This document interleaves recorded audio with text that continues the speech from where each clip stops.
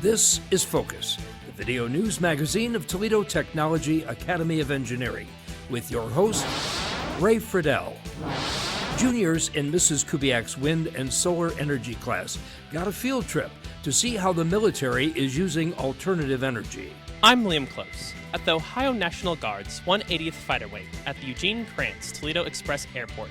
We got a first-hand look at their impressive solar array and how they're implementing alternative energy at the base.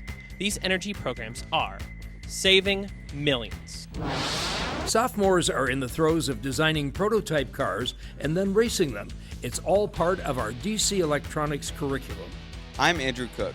What a great project. To design a model car and then construct it. That's the challenge in Mr. Amblukar's DC Electronics class. Once the model is done, it's on to the fast track. Just before spring break, it was a special activity day in the afternoon as students got ready for a week off. It's that time of the year again, just before spring break when the TTA Student Council hosts its last major event. But instead of being outside, the weatherman had other ideas. I'm Casey Miner, and this is our annual Spring Fling. Those stories and the Junior National Honor Society held its first induction of 7th and 8th graders.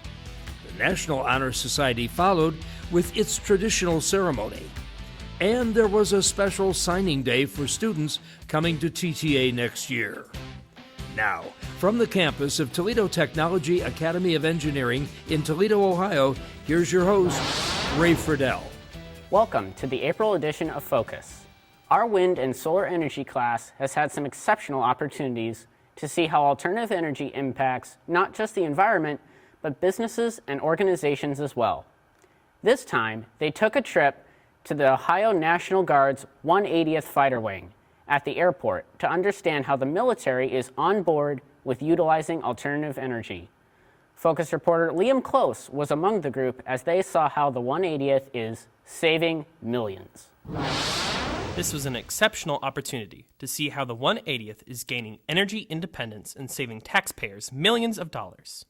Plus, it was a chance to get up close and personal with some really cool aircraft. The base is located at Eugene Krantz Toledo Express Airport, where the Air National Guard flies training missions, while at the same time they're being environmentally responsible. And it all began with a guided tour. Our main focus of the tour was their solar array. This solar field generates 1.6 megawatts, saving the taxpayers around $200,000 a year in electricity. The current panels date back to 2008 and only provide 20% of the electric requirement. The base uses a lot of electricity on a daily basis. So, in their long-term plans, they are shooting for an update that will raise that percentage to 80% and provide a huge saving on electricity. The solar side of the tour side, the F-16 aircraft are also part of the green side of the 180th. According to their report, they were the first Air National Guard wing to fly solely on biofuel as part of an Air Force testing plan to certify more than 40 aircraft to use this as an alternative. After the tour, it was onto the classroom to hear from their base's civil engineer and learn more about their research, development, and implementation of green energy programs. Combined, these have saved American taxpayers more than $2 million while minimizing their overall environmental impact. But in addition to the future expanded solar array, plans call for even more upgrades, including electric vehicles and electric chargers on the base. This was a chance for our wind and solar energy students to see firsthand how their studies are implemented in real life. Actually, we are in the process currently of planning for our solar field replacement here on base. So it'll be a full replacement for our existing solar field, and it should bump us from approximately 20% of our electrical needs here on base to meeting about 80% of our electrical needs. But it gets even better. After the classroom session, students got a chance to sit in the cockpit of a simulator in the training area to get a feel for what it's like to be in the front seat of a jet fighter.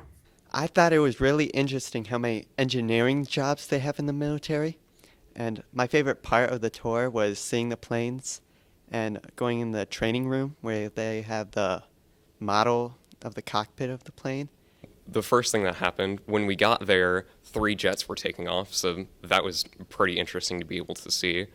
And then once we went in the military base, we went into a big maintenance area where they were working on 2 jets, and We were close enough to be able to touch them, but we weren't allowed to. As I plan my curriculum, I think it's very important to plan field trips so that the students can see firsthand out in the field what we are talking about in the classroom and have that opportunity to tie it all together.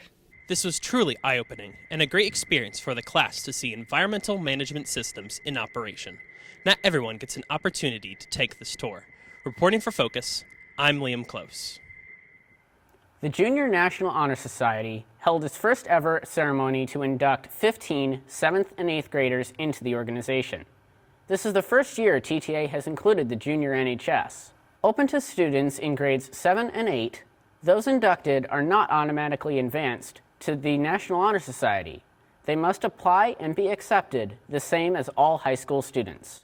Then, the National Honor Society held its annual induction with 13 new NHS members joining the group. National Honor Society recognizes not only academic achievement, but leadership, service, and character to foster a culture of excellence and make positive impact on TTA and the community.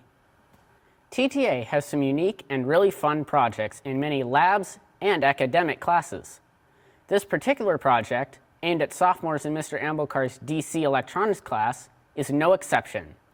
Focus reporter Andrew Cook has the story of how they're building prototypes and then putting them on the fast track. Sophomores in Mr. Amblukar's DC electronics lab are on the fast track with their electric and electronic model cars. The project is designed to have them apply their knowledge of electric circuits and electronics to build a prototype car. This is the final product, and each car is unique in its appearance, but students must start from scratch engineering the model and then designing it. They use a variety of components: cardboard, breadboards, LEDs, motors, gears, VEX parts, and more. And there's a lot of wiring involved. So what's the most difficult part of the project? In this project, I learned a lot about electronics and circuitry. Especially one of the biggest things was teamwork with my friend Wyatt.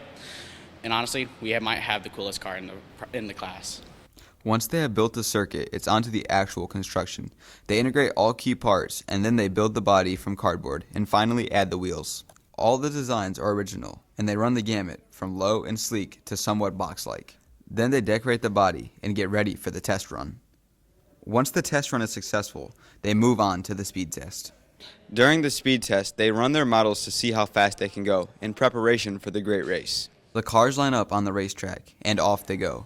The one that gets the checkered flag and crosses the finish line first wins. The wiring has to be really precise. You have to make sure you get everything correctly. I learned a lot about resistors and how the flow of electrons really went into it.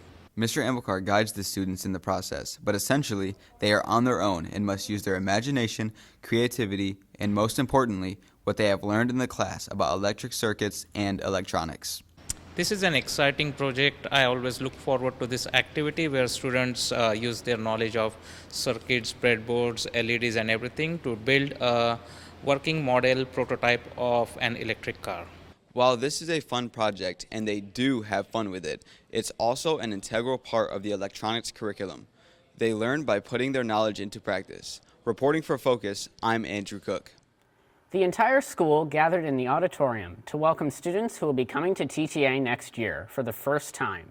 It was the second signing day, where each was introduced and welcomed with a goodie bag and the chance to sign in. These newcomers will be in the classes of 2031, 2030, or 2029. It's spring, well, at least according to the calendar. And every spring, just before spring break, we take Friday afternoon to have some fun. Focus reporter Casey Miner takes you to our annual Spring Fling. Activity Day became our annual Spring Fling, one last chance to have some fun before our spring break. And while it was planned to be outside, the weatherman had other ideas. Even though spring break is a little later this year, the weather wasn't cooperating, and it just wasn't practical to host the event outside. So just like Activity Day, things move indoors. It's sponsored by the TTA Student Council, and moving the event was a last-minute decision. For Activity Day, the weather ended up being very cold, so we had to end up coming in here for Activity Day and play board games and eat food, but we would have gone outside and done many of sports. So there was the perennial favorite, dodgeball, and the gym. A chance to work off some of that energy before having a whole week and a day off. And since the theme for the last day of Spirit Week was sports, students could wear sports attire. The Gamers Guild set up all sorts of games in the library that kept students entertained. And DJ, Gene Mead, provided background music. And there were the customary movies in several classrooms. I feel kind of good, the fact that Spring Fling is moved inside, because I can play board games and stuff, It's kind of cool. I love board games. I like all the stuff that's going on. I like the movies and stuff like that. Also, there's a lot of board games for the game room. It's pretty fun. The Smarts Club took to the halls with their cart to provide snacks and drinks at a modest price and to raise money for their organization.